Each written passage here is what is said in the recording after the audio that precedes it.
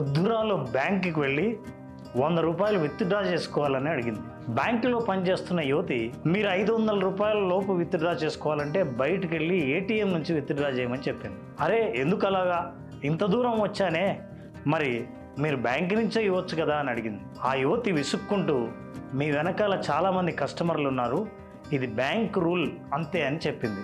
అప్పుడు కాసేపు మౌనంగా ఆలోచించి తర్వాత ఆ పెద్దావిడ, ఈ కార్డు తీసుకోండి, నా అకౌంట్లో ఉన్న మొత్తం అంతా విత్డ్రా చేసుకోవడానికి కాస్త సహాయం చేయండి అని అడిగింది. ఆవిడ అకౌంట్లో బ్యాలెన్స్ చెక్ చేసిన ఉద్యోగిని ఆశ్చర్యపోయింది. అందులో 3 కోట్ల రూపాయల దాకా ఉంది.